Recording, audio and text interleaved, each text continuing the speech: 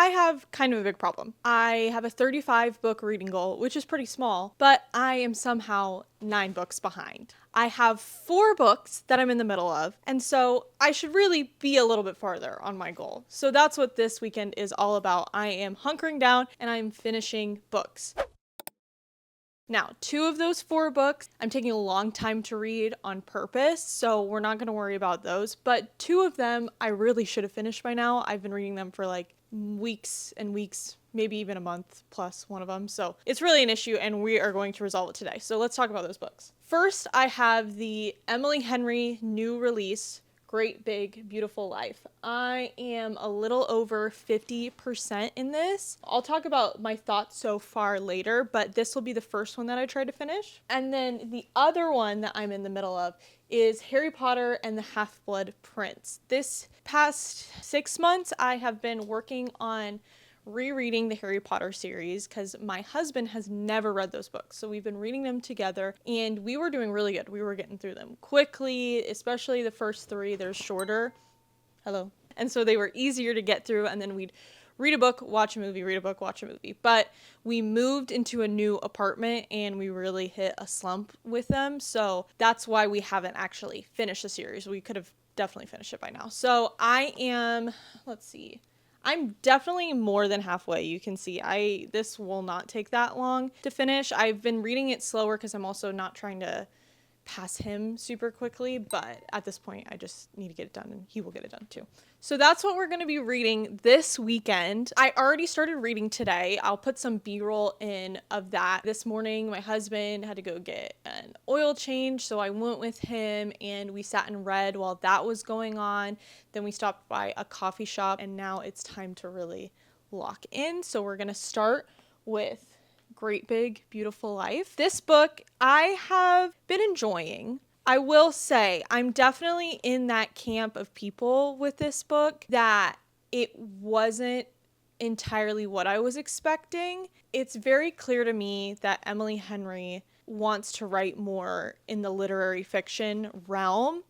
And this book is her giving her first earnest shot at that. I am enjoying that aspect of it, but the romance side of it is leaving a little bit to be desired. So I think that I will definitely enjoy this book by the time it ends. I'm hoping that since we've spent so much time on one end, that we will get a little bit now in this like second half of the book, we might get a little bit more time with the romance aspect of it, but we will see. Again, I've been enjoying it. I don't think it's going to be my least favorite Emily Henry book. I think I'm enjoying it more than I did Funny Story, and right now that's my least favorite Emily Henry book. I know for sure it's not going to be anywhere near like Happy Place or Beach Read, which I would say are my favorites. So yeah, that's kind of where I'm at with that. There's been some good quotes, there's been some good things, but yeah, let's read.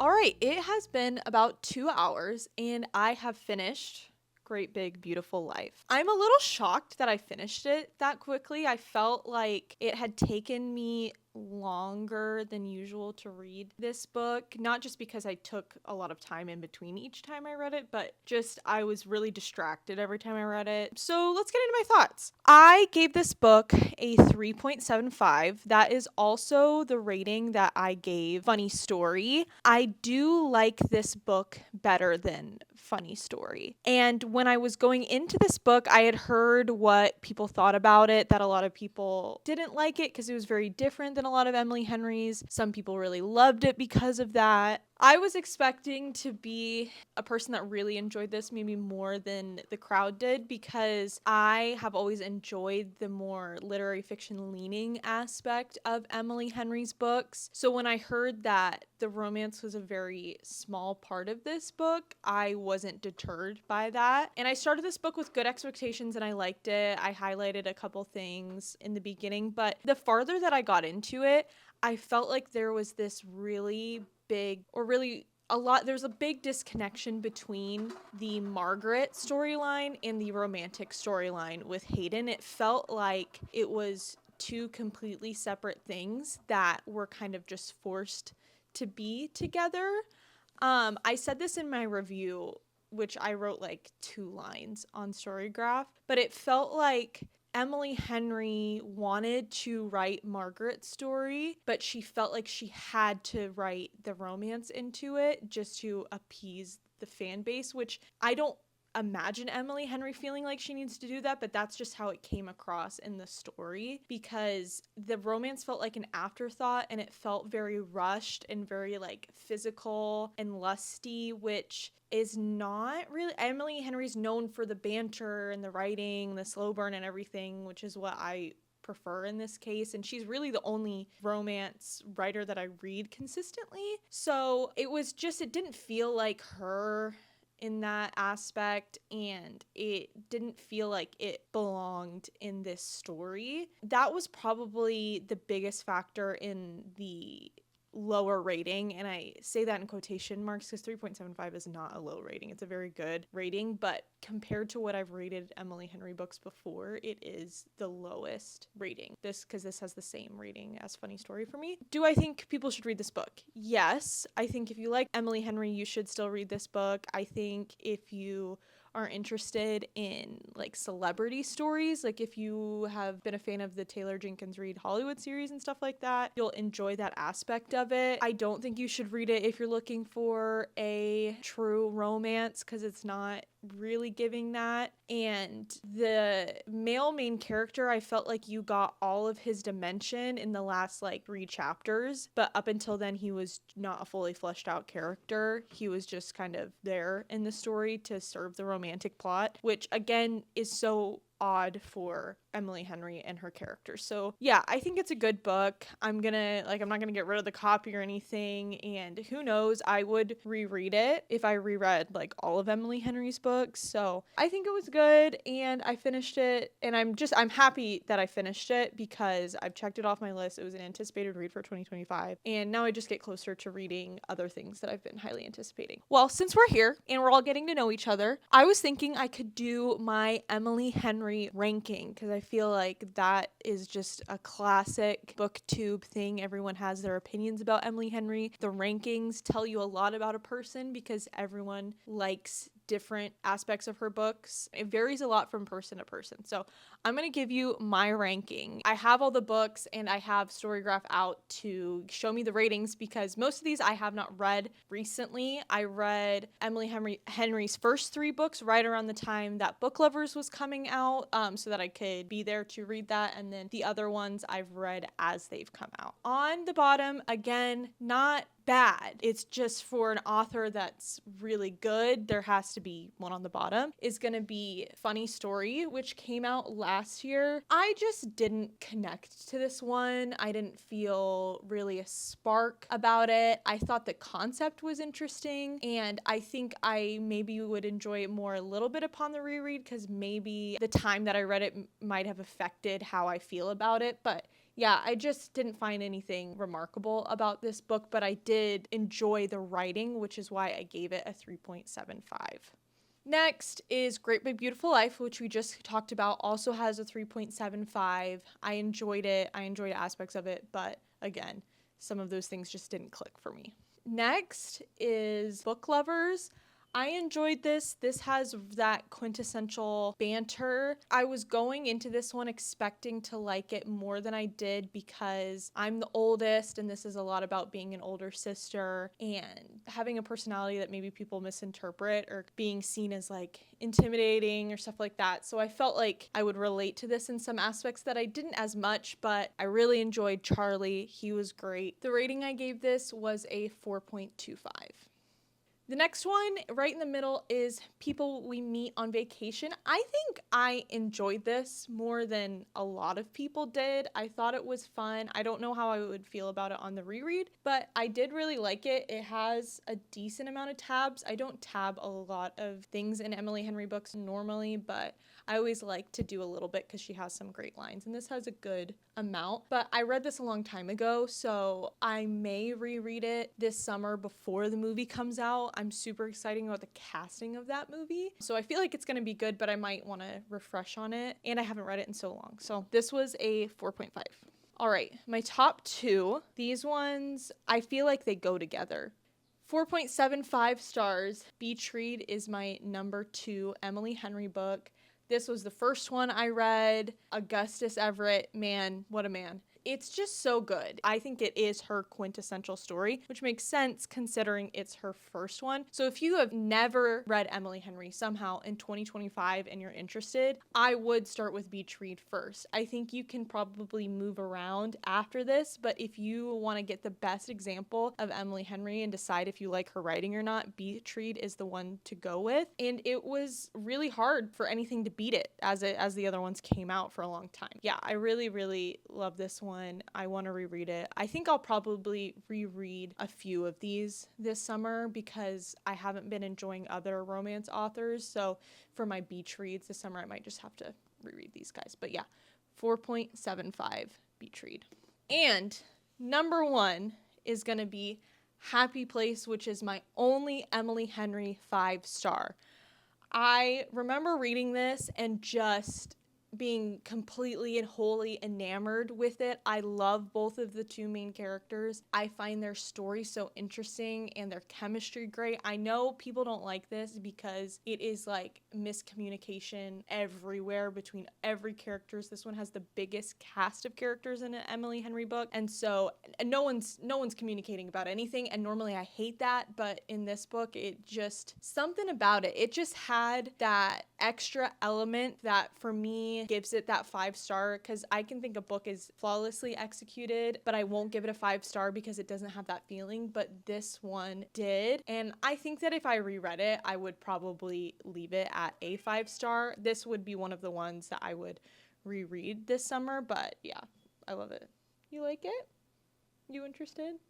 Here's my Emily Henry ranking. I wouldn't say that I'm like her number 1 super fan, but I do always get her releases as they come out, and I will continue to, even though these last 2 haven't been for me. I think that there will always be a possibility that her next book could be my next 5-star, and if she does want to branch out from this genre and go full into literary fiction or women's fiction or whatever, I would fully support that, and I think she'd be great at it. She could probably even write a great fantasy, and I'd read it. So that's what I think about Emily Henry. And now I am going to make dinner, maybe watch something with my husband, play with Pedro because he is a high energy cat and we have to play with him all the time. And I might get a little bit of Harry Potter in. I might not, but I will check back in with you if I do.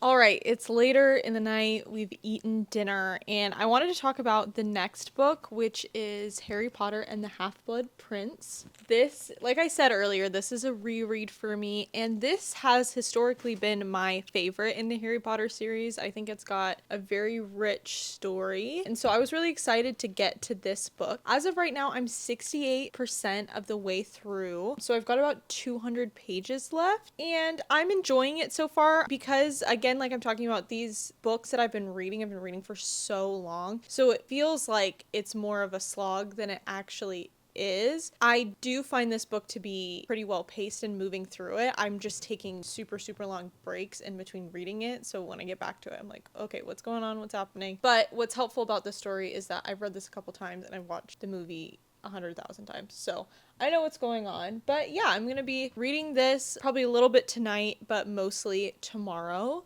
And I'll give you more of my thoughts once I have completed the book.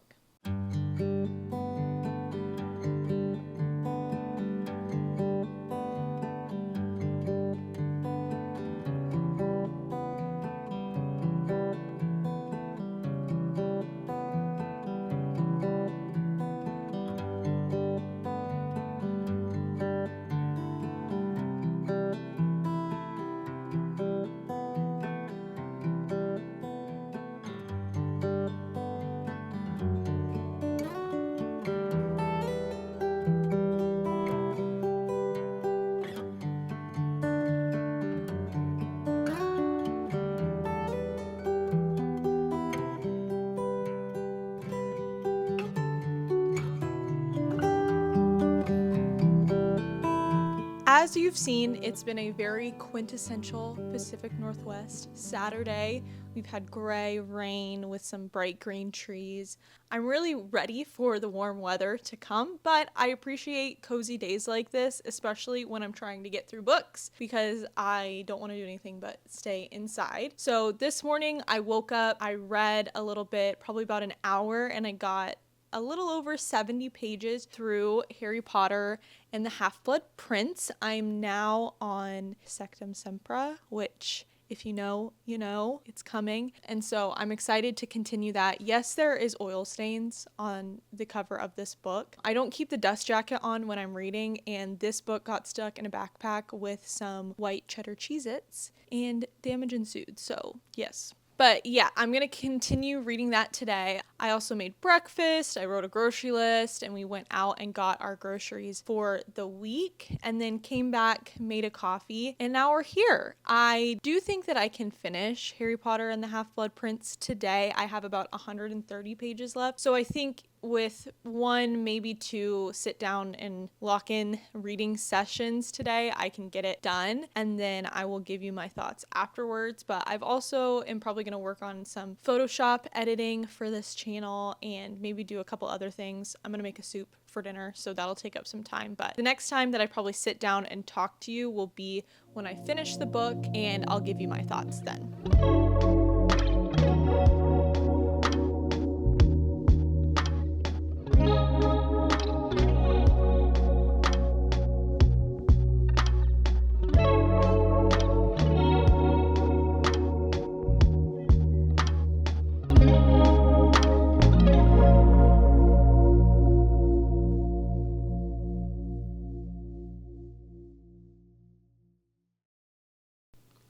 All right, it is the next day. It's Sunday evening, and I'm here to give you my thoughts on Harry Potter and the Half-Blood Prince. I finished it last night, but at that point, I was not about to film my thoughts, so here they are. I ended up giving this book a 4.5 stars. This is the highest rating I've given so far in my reread of the Harry Potter series, and I'm not surprised. I have always loved this story.